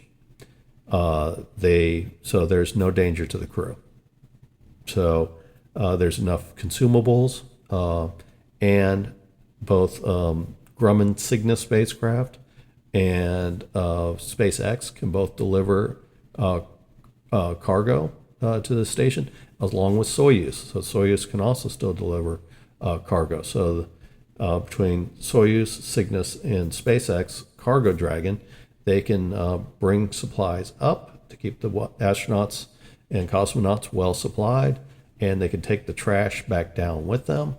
So there's no risk to the crew. There's no problem with consumables. There's no problems with space, with the amount of space they're taking. Not spaces and outer space, but spaces and space constraints of the number of people. So no issues there.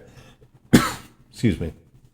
The other side of it is option that NASA has is you have Soyuz, where they're available. I don't know if, hard times right now cooperating with the Russians, unfortunately, but they've seemed to get along with space, where they've kind of, Russia and the U.S. have kind of left their problems on the ground. They've not taken them up to space.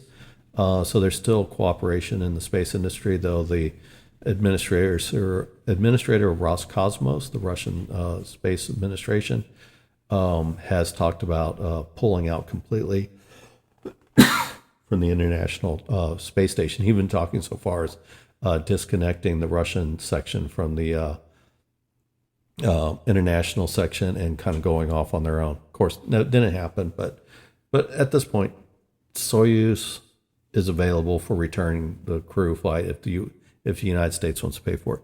But then you also have Crew Dragon from SpaceX, where they could return the astronauts. They could launch another spacecraft up there, and they could do so. In fact, they're even talking about they delayed SpaceX Crew Dragon Crew 9 mission. They delayed it till September 24th, and they're leaving the option of only sending up 2 astronauts instead of 4, and they would have the 4 seats available for Williams and Wilmore to return on that flight when Crew 9 returns in February 2025. So that would leave Williams and Wilmore up there for 8 months minimum. But that's a possibility too. Also, they've looked at is there's Crew 8 right now, which is also a SpaceX Crew Dragon. It's there, and they do have the option is it's going to be returning, I think, 4. But Crew Dragon has the option that they can fit up to 6 or 7. I can't remember exact number. But this Crew Dragon that went up there only had 4 astronauts on there, and they also brought up some cargo with them. And so they have the option where they could return on Crew 8 by using foam and being strapped into the basically the cargo part. No, I'm not talking about this is the cargo part inside the capsule, obviously, not in the other parts of it, which don't return the service module. So that's an option. They also have the option where one returns on SpaceX and the other one goes and uses a added seat to the Soyuz mission. So that's a possibility. So NASA is not under any pressure to return Starliner and take a risk to the crew. And it's not only just a risk to the crew, it's like they can take time now to find out exactly what is wrong with Starliner. Because why that's important is, yes, Starliner returns to Earth. Got that. But the thrusters are on the service module. And the service module is left behind and burns up in the atmosphere. So they will lose that service module. So they would have lost their ability to test to see what's going on with it. So they can do diagnostic tests while it's connected to the service module. So that's one advantage is, so they don't need to rush on because NASA and Boeing has actually put a lot of money of their own because of some of their failures and their delays. Is they put a lot of money into this. So if they would rather find out exactly what's wrong with Starliner to make a determination whether it's safe to return, and also find out exactly what's wrong. Because the idea is that, okay, if it's they feel like Starliner is secure, and Boeing feels like they could return right now with the crew in there and not have an issue after all the investigations they had. So they think that, yeah, Boeing says we can return them, no problem. NASA is a little less bought into it, and I'll talk a little bit about that part here later. So Boeing said, hey, we're ready to go. We can do this, because Boeing has an interest in this flat out is if they can safely return the Starliner and get it back to Earth, they can call it a successful mission. Not a perfect mission, obviously, but if you could demonstrate that you can get the crew up and you can get them back down, that's, from the base level, that's a successful mission. It is a test mission too. This is still a test spacecraft, so things can be expected to go wrong.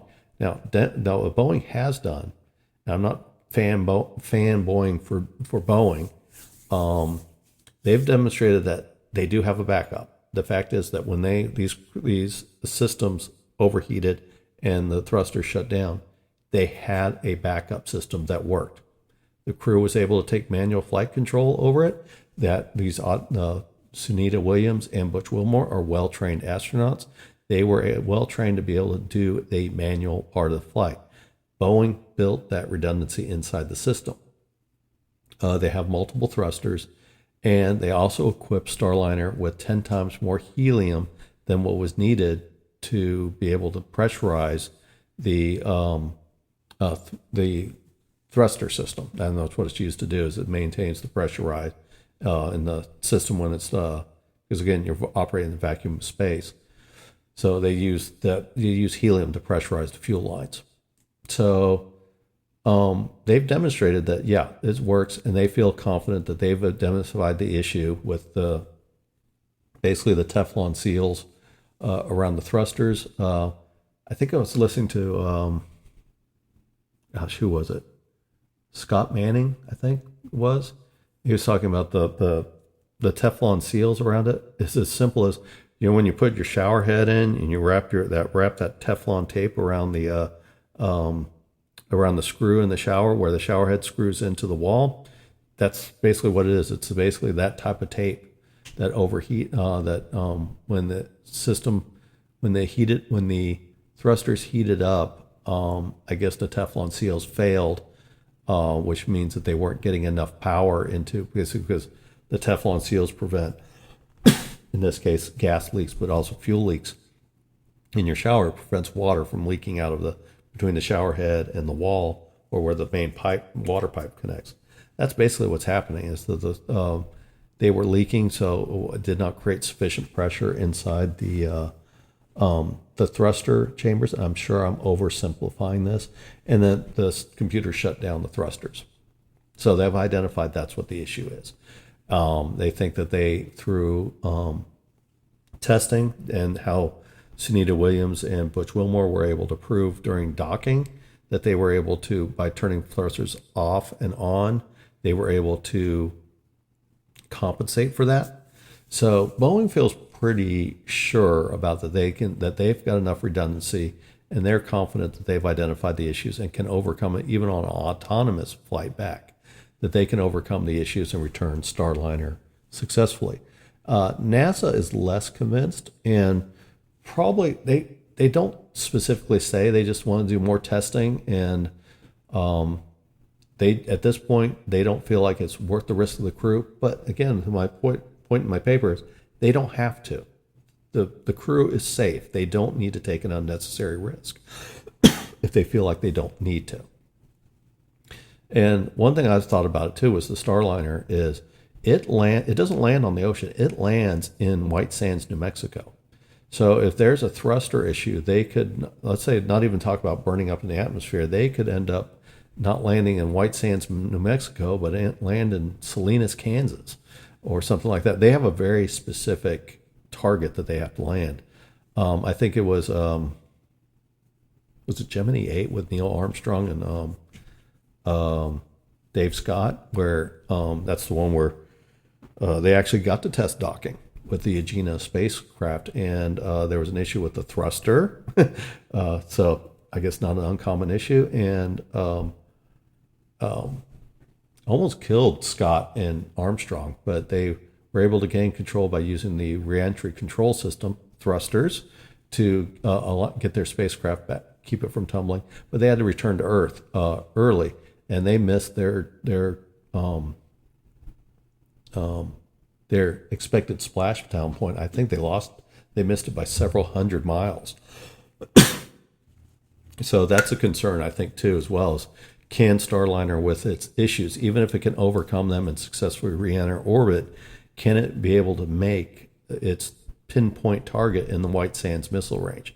Now, I'm sure there's other places where Starliner can land on land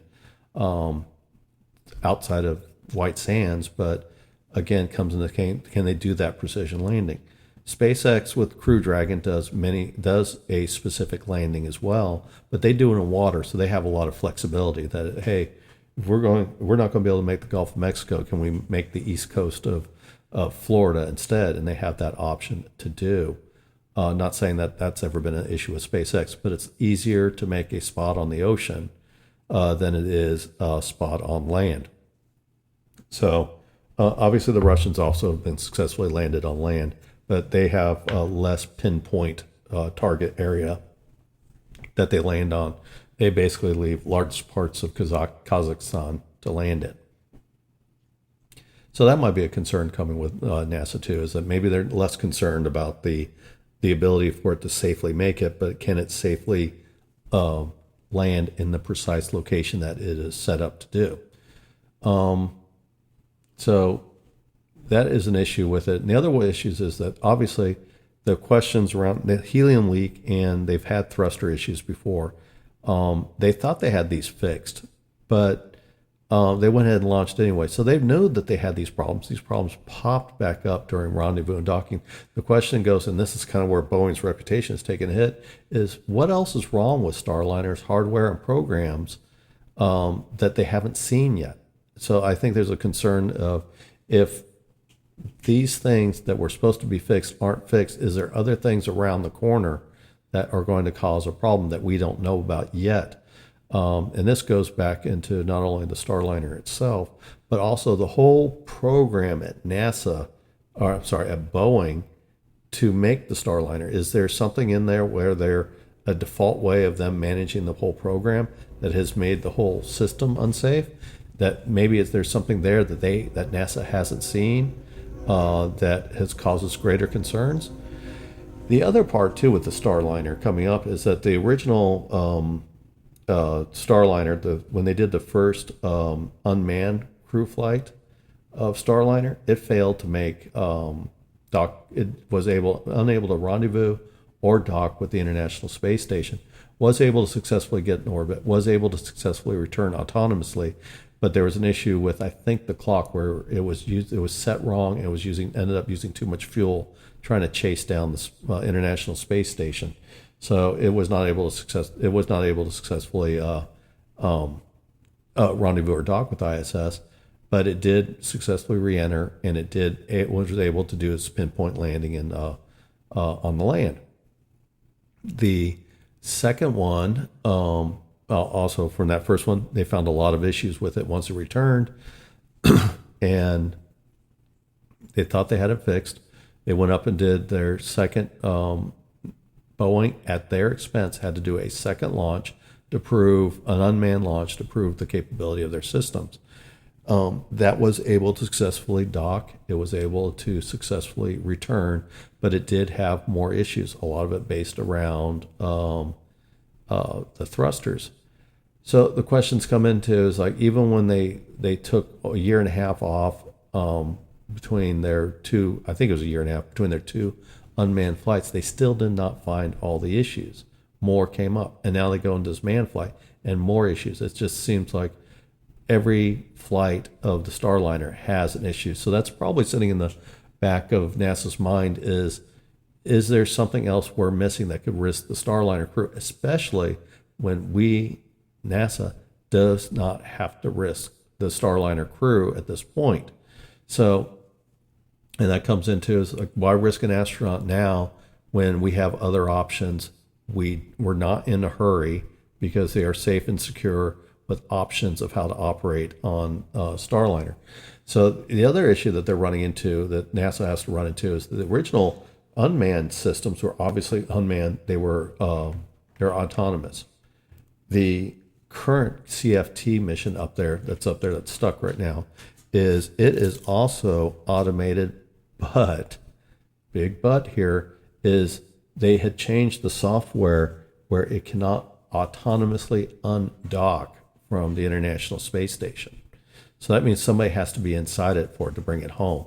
So the original option was, why don't we just put a crew on Crew Dragon or put them on Soyuz, and we'll just return them, and we'll just let the Starliner autonomously undock and land, and then that will be a test in itself that it was successfully returned to orbit with all the crew, or it returned successfully and could have done so with a crew, but they did not set up the software to autonomously undock. So there's no way for Starliner to get off the International Space Station without a crew inside. Now, NASA's going back and they're taking more time to figure is, can they get the software updated, or is it just a software update that could fix Starliner to be able to autonomously undock, or is it require a hardware change that they can do in orbit by bringing up through one of the supply missions from Cygnus, Cargo Dragon, or Soyuz to bring the parts to let them to do autonomously undock, bring the hardware for them to do that. So that's another kind of wrinkle in the issue too, is with Starliner. And obviously at this point they don't have the capability to have a crew, let's say have Wilmore go into the Starliner, manually undock, and then him do some type of EVA between the Starliner, which is drifting away, it'll probably be able to autonomously run at that point, for him to EVA out and get back to the International Space. There's no way for them to do that. So somebody has to be in the Starliner to undock it, or they have to probably have the option where they could possibly undock it without pressurizing it, which means no people involved. Both would be a failure for Starliner. So NASA has the time to be cautious, and NASA's looking at it from two points of view. Starliner fails, that's it for Boeing. If Starliner fails with, and when I say fail, it means fail to return to Earth. If Starliner fails and it has to do so with a crew on board, that would cause a lot of issues with NASA being questioned about their commitment to safety and their decision-making process, especially when I just highlighted they don't need to make this decision in a rush. They have time to be able to address their issues. So that would kill that NASA's Starliner program. That would hurt NASA's future when they look at what they're wanting to do with the Artemis program. That's their mission to go back to the moon, with the which includes the Space Launch System, the Orion space capsule, Lunar Gateway, and also they eventually wanted to talk about doing a permanent, like right now, like with the space station, there's a permanent manned presence in Earth orbit, talking about a permanent presence, manned presence in the moon, whether it's in the Lunar Gateway or on some type of lunar base on the moon.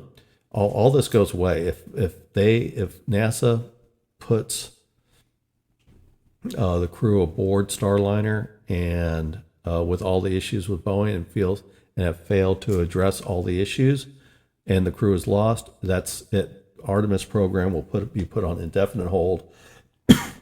SLS would be on a hold, right? And these are things that have been on long since delayed. Any major long delay is you would probably lose interest from the companies that are producing these, that they'll move off and do something else. These are expensive programs, and this is where the future of NASA, the reason why they have the crew flight program is they want to get out of these things like low Earth orbit type situations like this. They want to focus on these long-term projects outside of low Earth orbit. They want to move low Earth orbit to private companies, SpaceX, Boeing, Sierra Space, eventually when they have the space plane. So they're not wanting to be involved now. NASA astronauts will probably be riding aboard private industries spacecraft, but basically NASA wants to focus on the bigger picture items. And if they fail and end up, they make a decision that they did not have to make, and it ends up killing the crew of Starliner, that will be basically it for the program. Now, Boeing's in an additional challenge. Obviously, if the crew is lost, Starliner program is over. If the crew, even if they come back successfully, if the cost of the program costs so much, Boeing may drop out of the crew space, the commercial space program. And it's because already Boeing's at $1.6 billion in the hole over Starliner because of all the cost overruns. They might just say, team, it's not worth it anymore. Now, that would hurt NASA in a lot of aspects because NASA wants to have a redundancy in the program. If something happens to, let's say, Starliner, well, you still have SpaceX. If something happened to the Crew Dragon, SpaceX's Crew Dragon, you still have Starliner. Eventually, you'll have Sierra Space.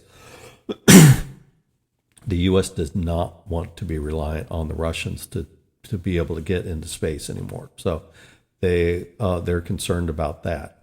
I think what NASA wants to do is they want to get Starliner back successfully with or without the crew, and then they want to find a way to continue on with Starliner. Some of that will be up to Boeing. I'm sure if they decide to continue with Starliner for whatever reason, let's say it's a case where Starliner returns without a crew, I don't think that necessarily kills the the Starliner program, unless Boeing decides they don't want to pay for this anymore, and that either case that means government bailout. Not necessarily supportive of that idea, but it is an option. Or it's or maybe Boeing decides to go on through the program. But they really need NASA really needs redundancy in space. And this is where it gets, even though Boeing basically failed to get up there, or they successfully got up there, but they're not able to get back immediately. The redundancy of the program, why this isn't a disaster, is because all the decisions that NASA has made to get themselves out of the business of maintaining transportation up and down from the International Space Station is because of decisions in the crewed program, commercial crew program. Because you have SpaceX up there. So you have the SpaceX option. So having a second viable option always, or viable space system to get you up to orbit will give you options.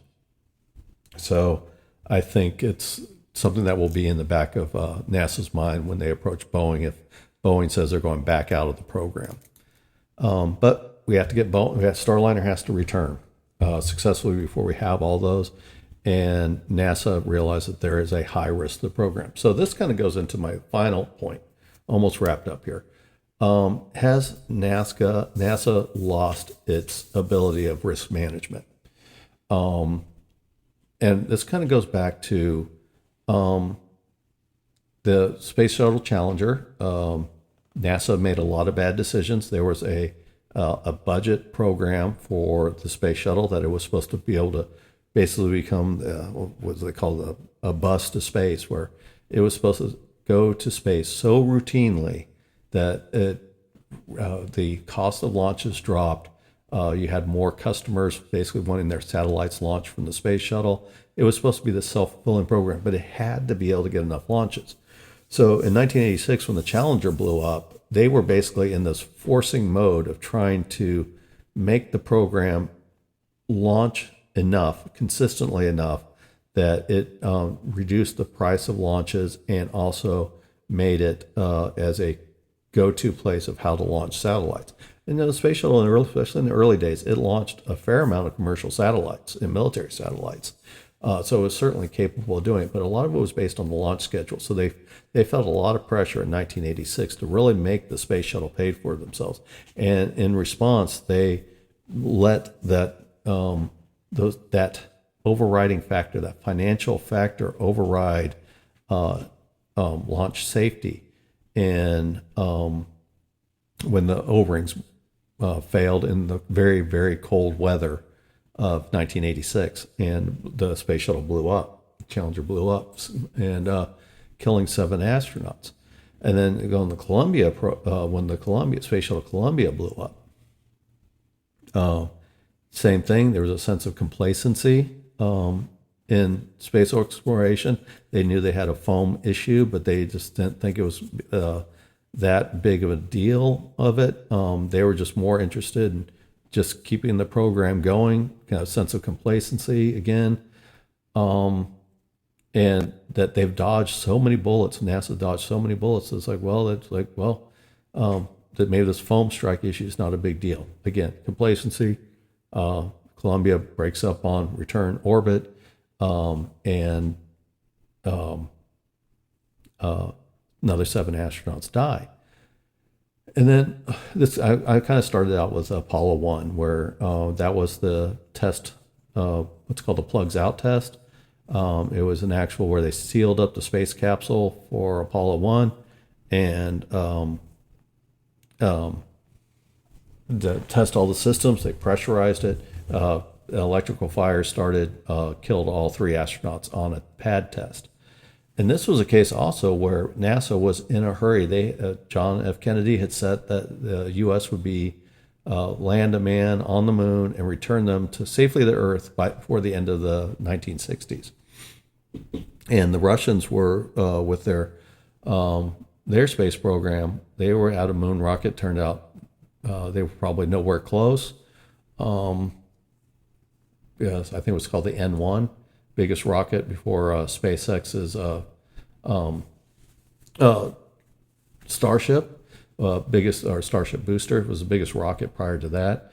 It failed many times, but in 1967 they didn't know about that. They didn't know that it was they just saw the Russians had built a large rocket. So this created more emphasis that, hey, we got to hurry up and get somebody up to the moon. So it pushed NASA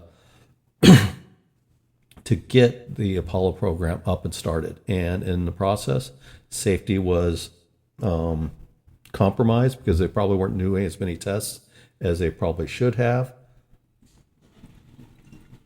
They took risks that they probably should not have. Design of the door, using pure oxygen environment, stuff like that. So the astronaut that was killed was Gus Grissom, and he made the point that the Earth or the space was worth the cost of a human life, because only, I think I says that only man can experience something that and be able to witness it back or explain it back to something that men can explain. I don't remember the exact quote, and I didn't write it down like we're a dummy.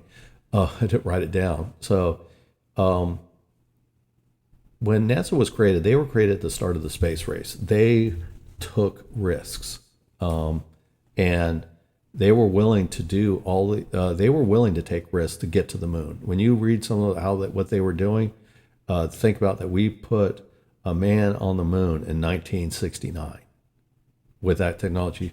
It was a lot of a seat of the pants type situation. NASA was willing to take risks, and that now it's like, is NASA less willing to take risks in this current world? Are they unwilling to do all that what they did in the past? Because I did argue that risk taking is in NASA's DNA. When they replaced the National Aeronautics Council, NASA replaced National Aeronautics Council. It was in the space race. It was pushing the envelope of technology and trying to get up to beat the Russians in the space race. So they were willing to take risks, and that was part of their DNA. So questions have come out: is NASA unwilling to take risks anymore? Have they got to the point of not willing to take the risks that they've had in the past? And my answer is yes. In many aspects, they are no longer that much of a risk taker. I talked about it earlier, is that with the Starliner being stalled, they don't have to take a risk. That's an unnecessary risk. Would they return Wilmore and Williams if SpaceX wasn't available and the consumables were running out on ISS? Yeah, they would put them aboard the Starliner, and they would roll the dice. I think NASA still has that in their thought process, but because of the things that I just talked about earlier, when they've created a situation where they don't have to take the risk because they've created options, they don't have to do that part. Also, during the space race, NASA had the public behind them, at least till they got to the moon. The Kennedy assassination made basically going to the moon the dying wish of a popular president, especially the folklore of a popular president, because Kennedy at times was not as popular as sometimes the history books who lionize him in his unfortunate death have. So, but this was the dying wish of a popularized, lionized president, and so they had the support of the public. So the public was willing to accept things like Apollo 1 accident, and they were willing to accept things like Gemini 8, which didn't kill an astronaut, but there was a lot of risk doing that Gemini program. They were doing a lot of new things in Project Gemini to get to the point of getting to the moon. So a lot of risky business was part of their DNA. It was just what NASA had to do. So they did all they could for safety, but they realized that, hey, there is a chance. Every chance we go up, there's a chance that something's going to happen and people are going to die. So NASA was willing to do the risk of the program. But again, they had the support in the early days when they had that roll the dice spirit of willing to do these things, is they had the public support, again, at least to going to the moon. Today, NASA has big plans, and they're in this long-term, it's probably in the 20 years, of eventually moving out of NASA doing the big picture things and less of the mundane things of Earth orbit. They've got to be these big projects in there, but these are not fully funded, and funding is hard to come by. But NASA still has a goal of, again, the Artemis program. And if they have a catastrophic failure through either that comes up as faulty decision making of NASA, they risk Artemis and basically the future of NASA. The future point is not saying NASA will disappear, but funding will be pulled. And so again, Artemis would be an indefinite hiatus along with the Space Launch System, and will probably never come back. And NASA will basically have to start over. They'll have to revamp what their mission will be. And so it could leave Starliner being destroyed with astronauts could jeopardize NASA's program. So they have NASA has a vested interest to to take the time, use the options that have been given to them by the decisions of the commercial crewed program to make sure that Starliner does return, and that, yes, they are willing to take risks, but they're at a points that they have helped create, that they don't have to take a risk. They don't have to make those risky decisions. They do not have to put their future vision of what NASA wants to be in a position when they don't have to. So that's kind of my point is I think that it's unfortunate that Starliner has not been successful, and it may never, ever fly again. Even if the crew is returned in another method, so there might be a chance. But from NASA's perspective, no reason to risk the crew if they don't have to. So that is kind of what my point is on that, is that, yes, it's unfortunate Starliner is stuck, but it is good that NASA is taking all the advantages that it has to it that it didn't have in the past, especially when you look at the Apollo 1 disaster, a different time and place, but then as far as what, going forward with the mission, but things that they really setbacks in the program that happened when the Space Shuttle Challenger blew up, and much more so when Columbia disintegrated on return. NASA basically was not able to put anybody in space on their own for 8 or 9 years because of that. And so anything that happens to Starliner with the crew aboard would end up basically ending the Artemis program. Would not end the crewed space program again, because you'd still have SpaceX, and most likely you have Sierra Space coming online here pretty soon, probably within the next 2-3 years. So that is my papers for the week. I want to thank all the new supporters and followers that have joined in the last 2 weeks. It's very much appreciated. If you have any questions or want to drop me a line, suggestions, again, the Starliner one came from a suggestion from a subscriber. So if you have anything that you would like to suggestions for me to write about, and I'm not talking about the suggestions you see on YouTube, which can be wow, lesser extent X. Please drop a line on to my Substack. If you have anybody that's interested, word of mouth would be great.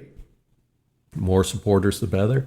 I always talk about I hate that it's a numbers game, but it is a numbers game. If you want to get yourselves on top of being promoted, not necessarily promoted, but being able to get views, the numbers help you. So all of you that have joined, thank you very much. It's very much appreciated. It is humbling. And I will continue to earn the support of all of you. I've talked about for people that have been here prior to my new listeners, because basically in the last 2 weeks I've doubled my subscribers, and I think probably almost quadrupled my followers. So I just want to put this out here, as I was thinking about switching to a paid only service and then just providing samples to the free subscribers. That is still something I am seriously considering, and it will probably be implemented.